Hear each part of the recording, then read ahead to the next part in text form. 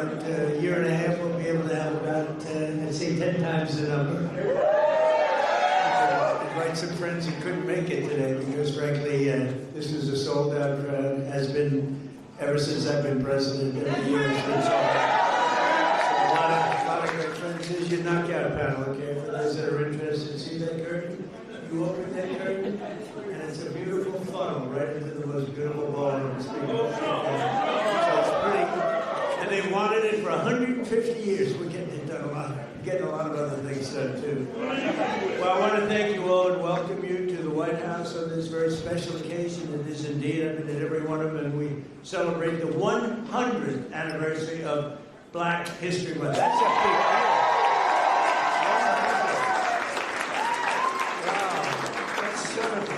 Special, the 100th. That's about as, like 150 is good, but 200 is better, right? 100 is better. I want to begin by expressing our sadness at the passing of a person who I knew very well. Jesse was a piece of work. He was a piece of work, but he was a good man. He was a real hero, and I just want to pay my highest respects to Reverend Jesse Jackson.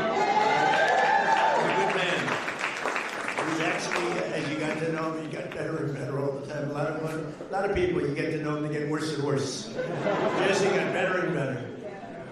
But I knew him well long before becoming president, and he really was special with lots of personality, grit, and street smarts. You would say Jesse had serious street smarts, right? Yeah.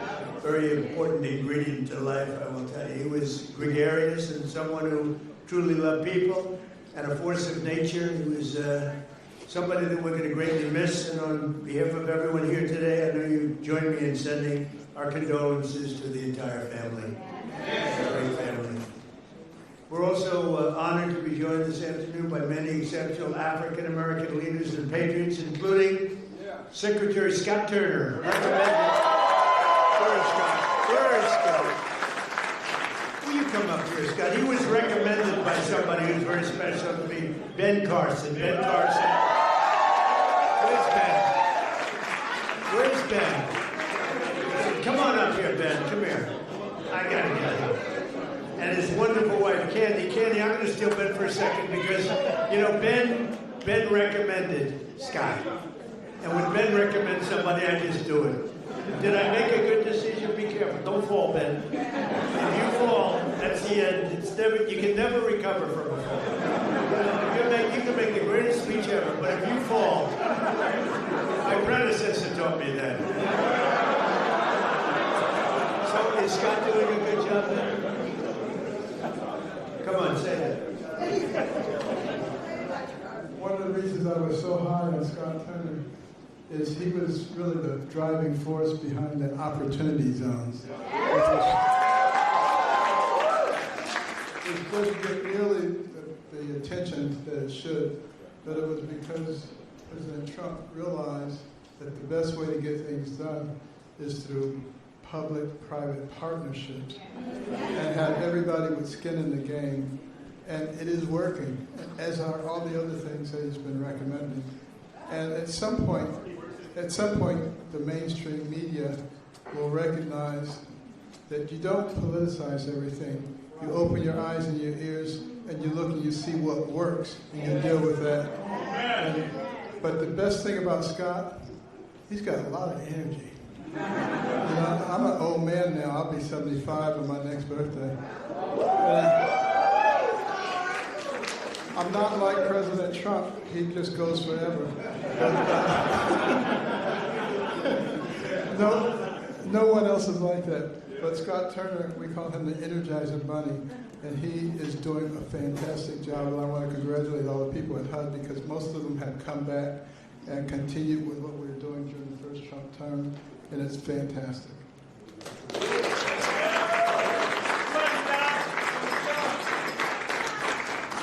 Well, just very briefly, thank you, Mr. President. We are so grateful for your leadership and for your heart for America. And Dr. Carson, who is a tremendous just leader, servant leader, and been a great mentor to me. And, you know, I never thought that I would see the day where I'm standing between the president and Dr. Ben Carson. That's pretty cool. Yeah.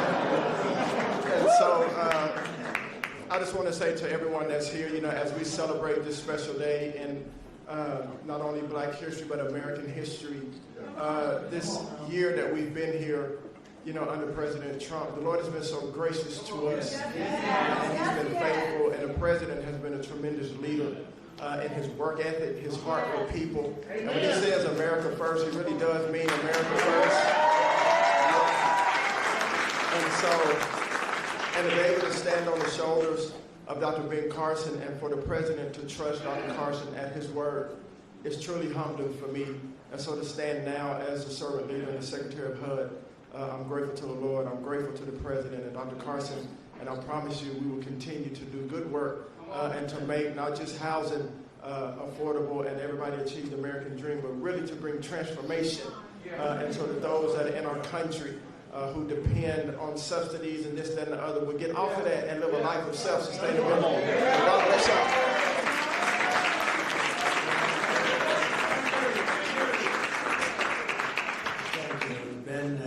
Mentioned opportunity zones. We did that, and I want to thank Tim Scott because that was his baby. That was his baby, and he did a great job with it. We appreciate it, and again, Candy, thank you very much for being here. Special woman. Ben's getting the Presidential Medal of Freedom. That's the biggest. It's the highest award you can have outside of the Congressional Medal of Honor. But it's better because, a lot of people get the Congressional Medal of Honor, they're not around. You get them, they're not around. Whereas we don't have to go that far, generally speaking. But it's the highest award, civilian. And then you have the matching is the Congressional Medal of Honor, both tremendous. So Ben, I'll be seeing you back here pretty soon, I think, and you're going to get the award. You'll probably fill up this room. I said, we'll do it in the Oval Office. He said, sir, it's not big enough. I said, so we're going to do it right here, okay? I'd like to also thank Senior Counsel to the Assistant Attorney General. He's a fantastic man. He's been my friend for a long time, Leo Terrell. There's no better. We have time, right? Do we have time? Yes? Anybody have to go? Come on up here, Leo. This guy, he says it like it is. I like it.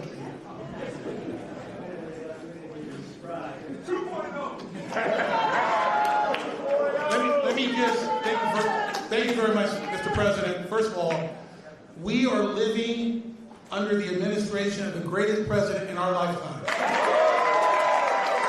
And we have the hottest country in our lifetime. And I want to make sure the Main Street media knows this because you represent the people who basically counter what the mainstream media has done.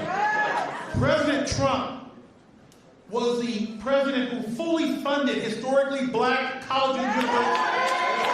President Trump took the lead and performed criminal justice reform.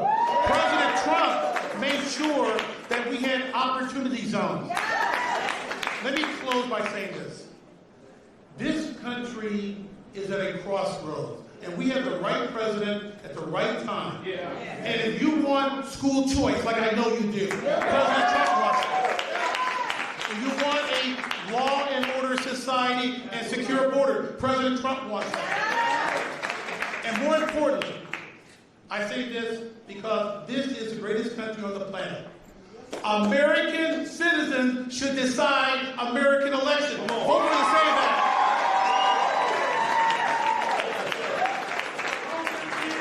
Leo 2.0.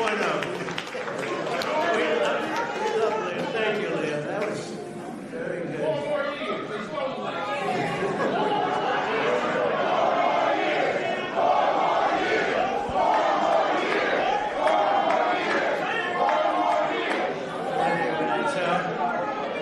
He's a special guy. I watched him on Sean Hannity a long time ago. He used to be a Democrat, Leo was a Democrat. That's a long time ago, right? Can you imagine you were a Democrat? I can't imagine. You can see him with Leo 2.0 up in the hat. We love him. He's a great man. General Counsel for the Department of War Earl Matthews, that's a big deal. Thank you, Earl. I see Johnny over there with a great book. How's the book doing? Good? What a great person you are. Great book. White House Pardon Czar. This is a big job. This is a big job. Alice Johnson. Alice? Where's Alice? What a sweetheart. I met Alice and she was incarcerated for what some people would say today is not even a fine, right, Alice? It's not even a fine. And I said, how long has she been in jail? 22 years. I said, 22 years? And right, Alice? And come on up here, Alice.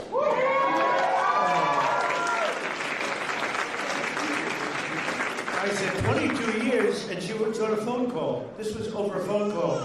I know about fake phone calls too, Alice. They tried to get me in a fake phone call. But Alice was in jail for like 22 years. I said, how many years does she have left? 28. I said, 28 years left. And I said, she admitted she made a little mistake, but it was not the kind of a mistake that you serve 50 years in jail for. Like maybe a couple of months, maybe less than that. And I said, this is the most unfair. And then when I met her, I fell in love. My wife was very upset with it. My great first lady did not like that, Scott. She didn't like it. But Alice is great. And say a couple of words. It was so ridiculous. 22 years. She had 28 left. And I said, let's get her the hell out of here. We got her out. We did a commune. And then when I got to know her, she was so high. I said, full pardon. So she's cleaner than anybody in this room, even than my friend right here. She's cleaner. Because of that, she's cleaner than anybody in this room. Thank you, Mr. President. The feeling was mutual. I fell in love with this man, with his heart, with his heart for this country, with his heart to really bring America back to the form of greatness that it deserved. And that's exactly what he's done. My story is truly a Joseph story. This president right here, President Donald Trump, brought me from the prison pit to the White House. Only in America could there be a story like my story. And President Trump is the only president who would have had the courage to bring someone like me, someone who received a second chance, but who knows more than someone who has sit among the captives, than someone who has been in captivity themselves.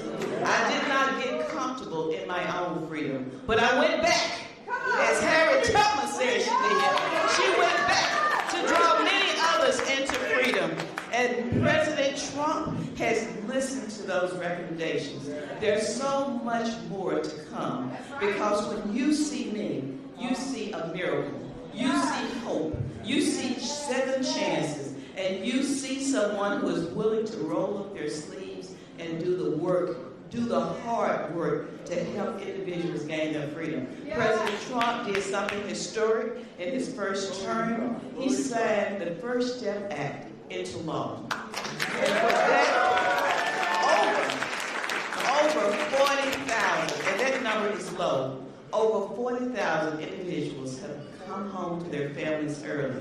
And you know, many of those were Black Americans who had no hope. This president right here, as you look out upon this sea of Black Americans, this president hears you. This president cares for you. Don't let anyone tell you that this president right here, Donald Trump, is not for Black America, because he is. I'm standing here today as a testament to how he feels about Black Americans. There has never been a position like this. I don't know if there ever will be before, but I worked with him in his first term, and I'm proud to now officially have the title to make it happen. Let's get real with the realness. Let's get behind President Trump who truly has turned our nation around and made us the envy of every country in the world. Thank you, Mr. President, and thank you, God, for recognizing and raising up this man to be the leader of the free world.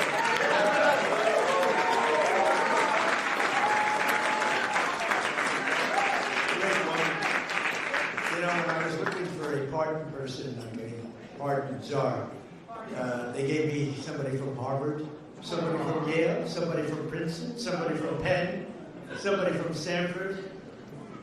And I said, "Do you know anything about it?" "Well, we can learn."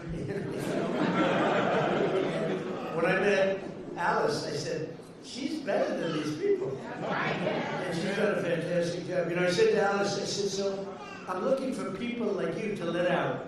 How many people are there like you?" She said, "Many." I said, "Many? In jail?" Think of it, 22 years she was in jail, and she had 28 years to go on a phone call. You admit you did a little something wrong, right? But it was like, okay. It wasn't 50 years. Even if you said 6 months, today it would be probably nothing. But even if you said some little time. But I said, "I'm looking for other people like you. How many are there?" "Many." Then I was worried. I said, "Well, maybe she's going to say everybody should be let out." And we're not going to leave her out. I said, "So Alice, are there people that shouldn't be?" You met a lot of people, right? "Are there people that shouldn't be let out?" "Absolutely." Then I told her. Because there's some bad ones in there too, right? But you are fantastic, and you've been great and so respected all over the country, all over the world in a sense. You've become a very big story. Thank you very much, Alice. I appreciate it. We have Lynn Patton. Lynn, thank you. You've been such a help.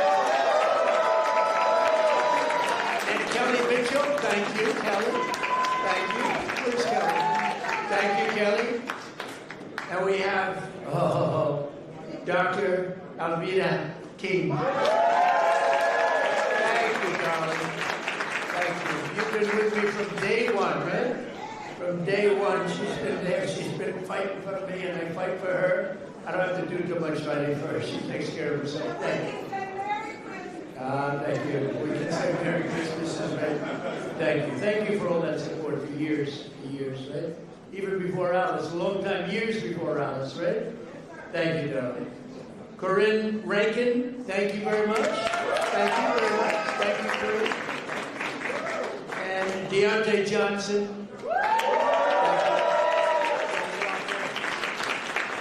And a man who's been with me for a long time, and he's never asked me for a thing. Bruce, thank you very much. Bruce Lavelle. Thank you very much. I wasn't sure if I had your name down here, Bruce. I was going to mention you anyway. They did a job, finally. They always leave a lot of names out, and that bothers me. Like I see Scott Message, his name was left out. First time ever. Look at Scott. I'm looking for his name. I said, I bet he's the greatest Treasury Secretary we've ever had. I think how's the economy doing, Scott? Good? The best. It's really, people are going to see, and watch the State of the Union. We're going to be talking about the economy. We inherited a mess, and now we have prices way down. We have energy way down. Gasoline is now breaking $2 a gallon in many places, and it's been actually amazing, but Scott's fantastic. I don't want to forget to mention him. I'd be in big trouble. All of a sudden, the economy would turn bad on us. I'd say, what happened? It was Scott. Thank you, Scott. And Secretary Lori Chavez DeReamer. Lori, thank you very much. Secretary of Labor, Assistant Attorney General Harmeet Diller. How are you doing? How are you doing with Harvard? How are you doing with Harvard? You know, Harvard's extremely discriminatory, unfortunately, and it's working good. Harmeet is on their trail, right? Good. Good. You keep doing that now. I like the historically black colleges and universities, which I saved. Leo 2.0 said it, but which I saved. We saved them. They had no funding, and every year they'd come back, and I got to know some of the heads, and every year they'd come back, and after my 31st term, they said, you guys keep coming back. Why do you keep coming back? I said, we have to come back every year. For years and years, they had to come back. And one of them said, one of the heads, a great guy, said, they make us feel like beggars. We have to come back. I said, I'm going to get you long-term financing. And I got it for them. And I said, the only bad thing, I'll never see you guys again. I haven't seen too many of them. But we took care of the historically black colleges and universities, right? And it was a great thing to do. And so many others are in the audience that are just friends of mine. So many. But if I introduce all of you, we can be here a long time, and that's unacceptable. Not only are we celebrating the century of Black History Month, also, as you know, this year we'll also be celebrating the 250th anniversary of the nation's founding. And the good thing, when they cheated on the election, they made me wait 4 years, and because I waited 4 years, I get the 250th year. I get the Olympics, which I was the one that got it, and I get the World Cup. So I got the World Cup, and I said, it's too bad, before all this nonsense took place, I said, it's too bad, I got the World Cup to come here. Johnny, another Johnny, we got the World Cup. It was fantastic, the head of it, one of the great people. And I said, the only bad part is I won't be in office because my 4 years will be up. This would have been the more traditional route. And then they cheated on the election, and I said, now we won by millions of votes, but they cheated. It was during a COVID period, and they cheated. And we did it again, and we made it too big to rig. And by doing that, I ended up getting the Olympics. I ended up being responsible for both of them. And we're going to have a great year, but we're going to have a great 3 years. We're going to have hopefully we're going to have a great century. Because that's all. We'll get it started. But as we honor America's 250, and I can't say that I got the 250. I tried doing that a couple of times, Bruce. I said, I got the Olympics, I got the World Cup, and I got the 250th year. They said, you didn't do that. I said, you're right about that. I didn't do that. We happened to be here at the right time. That's all that was.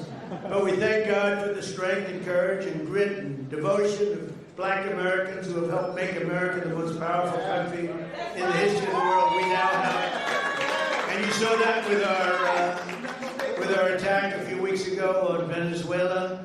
We have the greatest military in the world. We make the greatest equipment in the world. There's nobody even close. Nearly 10,000 African Americans fought for the patriot cause, the Revolutionary War. Did you know that? 10,000. It's actually a number I've heard even higher than that, helping secure our independence in every generation since, from the Buffalo Soldiers to the Tuskegee Airmen. Black Americans have stepped forward to defend the flag and to defend our country. Like few others, really, like few others. And you've never really been given the recognition that you should get for that. You know that, Ben? I don't think a lot of people have given the kind of recognition, but everyone knows all about the Tuskegee Airmen. They were great and amazing. The Buffalo Soldiers, do you know the Buffalo Soldiers? Good stuff, right? From jazz to the blues, that you do get recognition for. Jazz to blues, from rock and roll to rap, black artists like Chuck Berry, Muddy Waters. How about Nicki Minaj? I love Nicki Minaj. She was here a couple of weeks ago. She's so beautiful. Her skin's so beautiful. I said, you're so beautiful. Her nails are like that long. I said, Nikki, are they real? She didn't want to get into that. But she was so beautiful and so great. And she gets it. More importantly, correctly, she gets it. But black leaders from Frederick Douglass to Martin Luther King, right? Little relative over here, have made our country freer. Really, what they've really done is made life more just. And black athletes have inspired millions around the globe, from Sugar Ray Robinson, Sugar Ray Leonard also, by the way, what a great fighter. Muhammad Ali was a friend of mine. I put a picture of myself and Muhammad.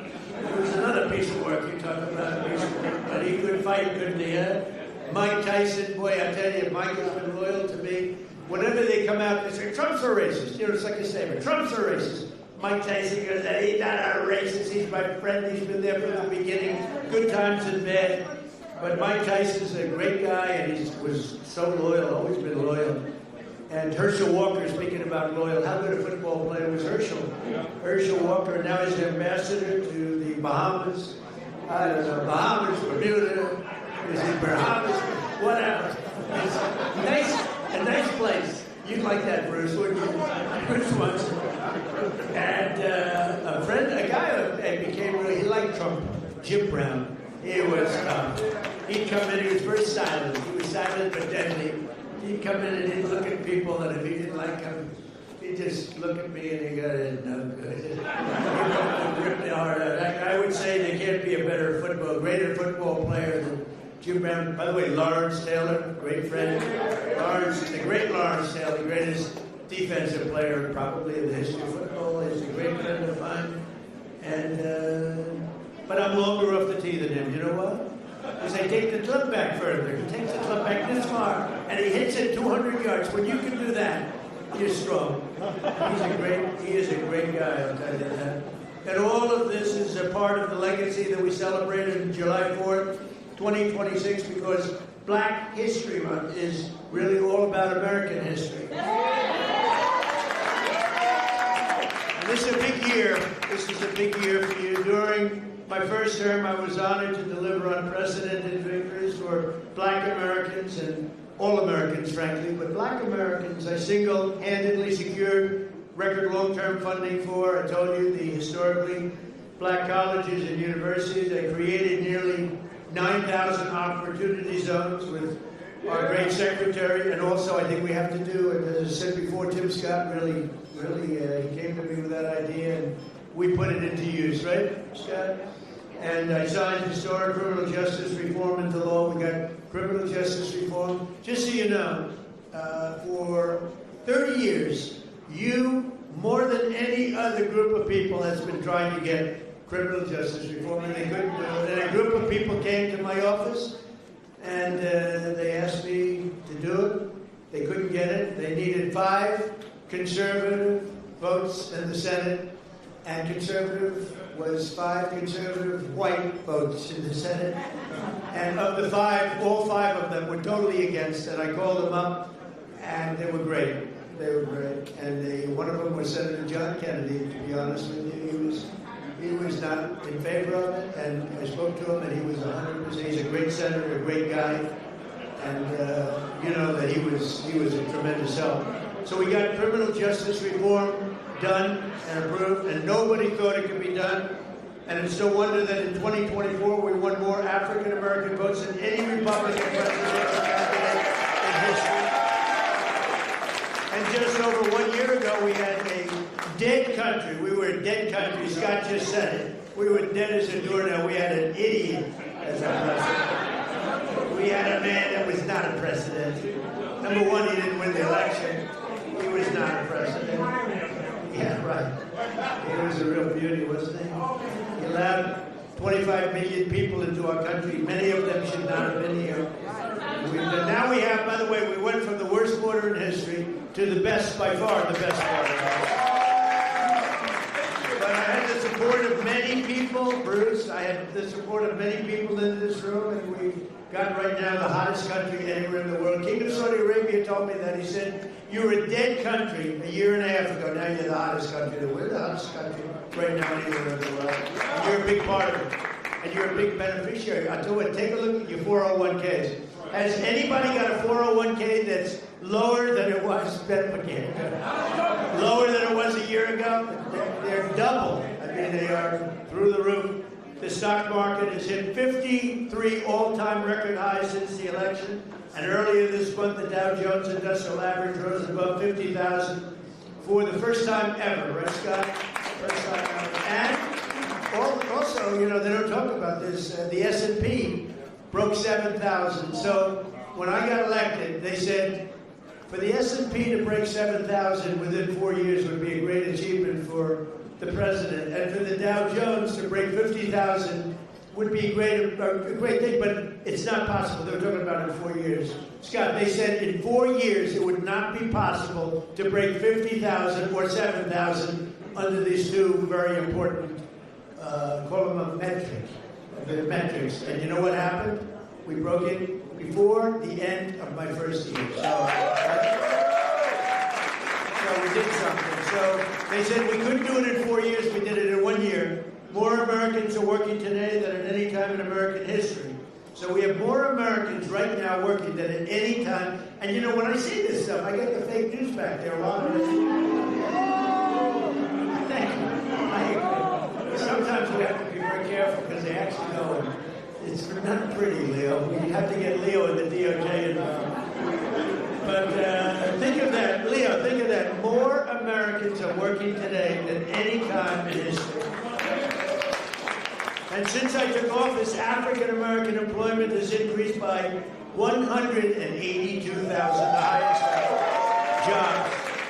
182,000, nearly 500,000 black Americans have rejoined the labor force since we took office. 500,000 wages for workers have increased $1,000, $2,000, even $3,000, and even sometimes, in some cases, $5,000 a year. That's faster than inflation, so wages have gone up at a much faster clip than inflation. We took over the worst inflation in the history of our country. They say 48 years or 49 years. I said that, I said inflation under Biden went up more than at any time in the history of our country. They said, he's not right about that. It's 49 years. I said, all right, I'll accept that too. Actually, I think it sounds worse. I think for some reason, because when you say the worst ever, but when you say the worst in 49 years, I'll take that, right? The fake news got me in that one. I think I was right, by the way, but I'll accept 48 or 49 years. But for the first time in many years, 100% of all net job creation is going to American-born citizens. Think of that, 100%. And in the last administration was going mostly to illegal aliens that came in, many of them murderers and others. Last summer, we passed the largest working-class tax cuts in the history of our country. That includes no tax on tips, no tax on overtime, no tax on Social Security for our great seniors. And you're going to see that. It just kicked in on January 1st. You're going to see tremendous results, and they're already seeing it. And I think we're going to have GDPs, we're going to have numbers that nobody's ever seen before. So joining us this afternoon, and really somebody that is fantastic, Annetta Bradford. In 2019, Annetta and her husband opened an incredibly successful coffee shop in Arkansas named Hebrews 11:1. That's an interesting name. No one thinks that the no tax on tips matters. Well, it does matter, and it matters a lot to Annetta. And she was able to grow her business just in a short period of time and hired more employees. And she's making a fortune. I'd like you to give some of the people in that room some of that money, Annetta. She's making it up. Annetta, come in. Arnetta, come. Where are you? Arnetta, come on up here, Arnetta.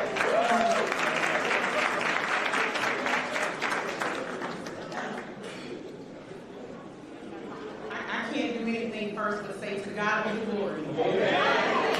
I have no business being here other than Him having me here. So, I'm not going to do it. I'm not going to preach. Myself. Thank you so much for inviting me and having me here. It's such an honor to be here today. Hebrews 11:1. People ask me all the time, why did I even open a business? Why did I even call it Hebrews 11:1? Hebrews 11:1 is my very favorite scripture. Now faith is the substance of things hoped for and evidence of things not seen. That scripture has walked with me, it had grown me from a little girl on up. Not having no longer my mother here, no longer having my father here. My husband not having his mother, his father here. We opened Hebrews 11:1 with no funding, no money, no big family investors, no business loans, didn't have great credit. It was us and faith in God. That was 7 years ago. But I ran that business with just myself and one employee. Then here comes no tax on tips. I was able to hire 7 more employees. Just what you. Not only that, I was able to open a second location on our college campus. Things are just going off simply because having now faith. And so I love the fact of that scripture. Now, I say all of that as to, I'm trying to stick to my little written down thing that I wrote. I don't know how to do that. But as a small business owner, I understand how critical support is. I understand that you have to have the right people that make the right policies for us as small business owners. So no tax on tips has been a extreme blessing for me and my business. Not just mine, but I know so many people across the country. I know a lot of us don't want to talk about the good part of it. We only want to share the negative, but I'm here today to tell you you've done a great thing.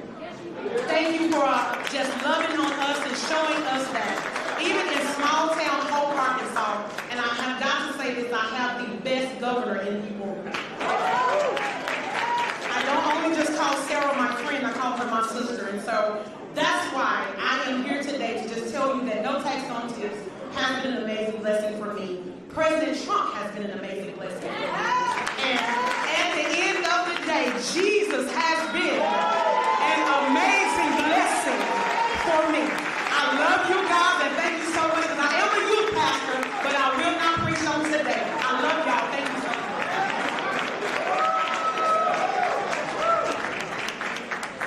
Good job, huh? So thank you very much, Arnetta. And we can't provide opportunity for the next generation if we do not also have a thing called law and order. We need law and order. You know, Washington, D.C. is amazing. It was a crime capital. It was a horror show. A year ago, it was really dangerous, and now it's one of the safest cities anywhere in the country. And we're in Memphis, Tennessee now, where it's like a different world. In 4 months, we've made it safe.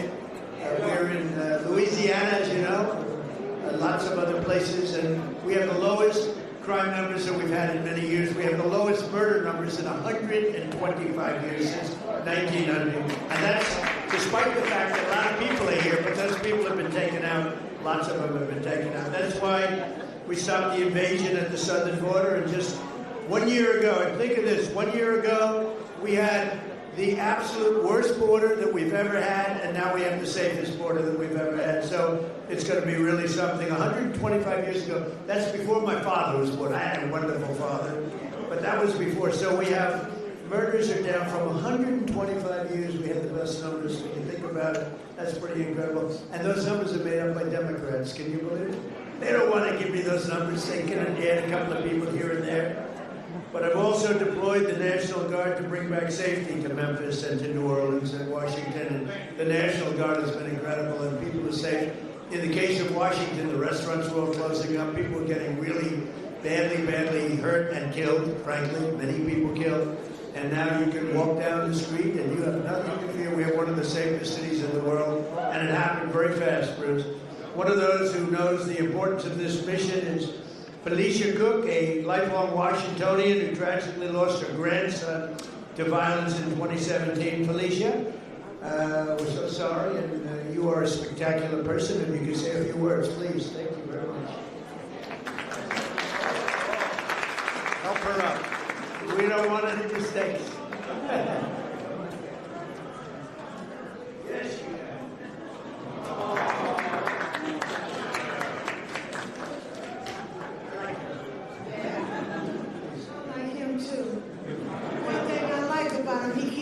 just like Grandma. I appreciate that because I can trust him. He tells exactly how he feels and what he wants. Thank God for this president. I am filled, my cup runneth over. Because he allowed his constituents, his people to come to my house to interview me to talk about the murder of my grandson. It seemed like nobody cared. I'm an advocate for murder. I marched. I rallied. I pulled out other families in the District of Columbia that had murders and did not have answers. Ooh. We marched and we rallied, and nobody heard me, Democrats. Get mad at me. Until this Republican sent his constituents, his people out there to interview me in my home. Have you ever heard of a thing? Then they invited me twice before Congress to testify for the beautiful bill that's going to change crime in the district. If you kill somebody, okay, you take a life, you do life. Just that simple. If you do a harsh crime, you do harsh time. Just that simple. And if we need National Guard, and which we did,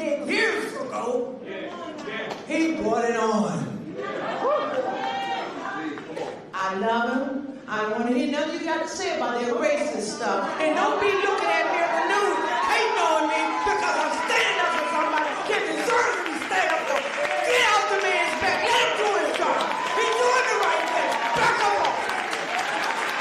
And Grandma's saying,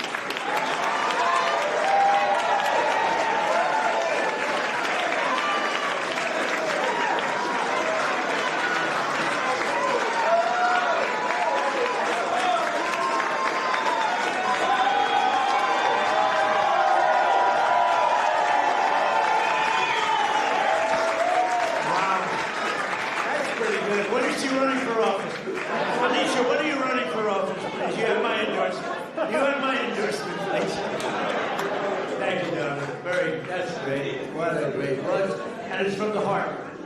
Your little baby, right, was just so horribly taken from you.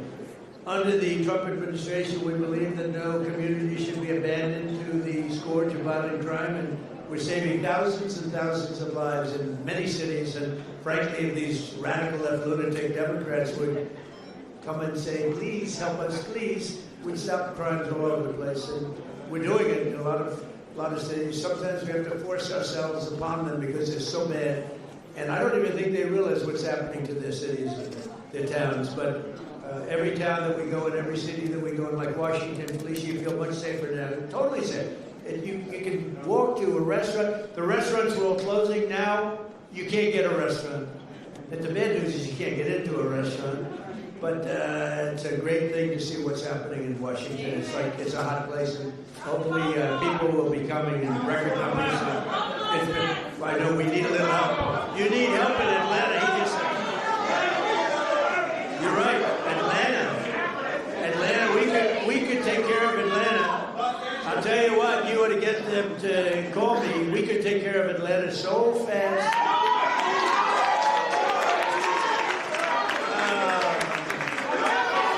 They don't want to call.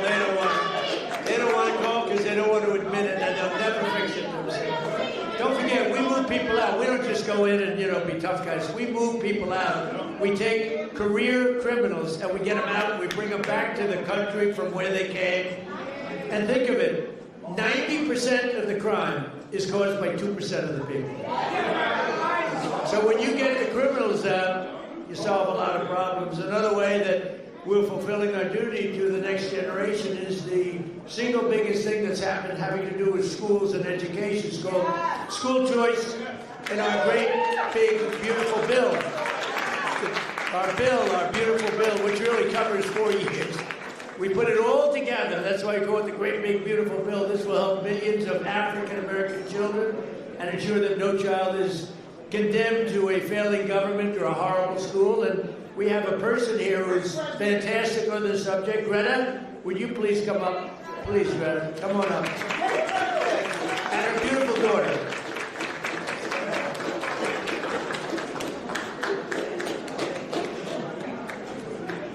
Well, I did to God be the glory. And we're grateful for our president. He's doing some tremendous work. And I want to remind those that don't know that this was prophesied. So you weren't supposed to have a second term when it came about. This is your season. And God said that it was going to be rough the first 2 years. And that things were going to happen within the last 2 years. And yes, you're going to see some things. And so for that, we thank you. On behalf of all the mothers all around the world, I'm from Texas. I live in a zip code that I didn't have an opportunity to have a choice to go to school. And so when I raised my children, I wanted a better opportunity for them. And I'm so grateful to ACE scholarships and all of the doors that the president is opening for education. My son was in a school that he didn't have any voice. And he found drugs in school.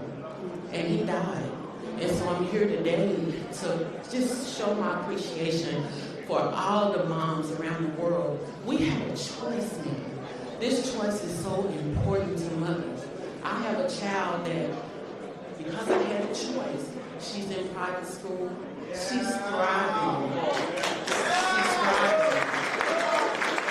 She's going to be an anesthesiology nurse, and she's doing great. And ACE scholarships was a big part of that. Changing education changes everything. Changing education changes everything. In my zip code, it feels like we were locked in a cage. And being locked in a cage and we can't get out. And because of all of the things that we're doing for education, now we can get out and soar. Our children can have a chance to be prosperous, just like other children. And I think this is a great opportunity. So on behalf of all the mothers all around the world, I stand here and I give you the praise while you can still get them. Thank you. I appreciate it.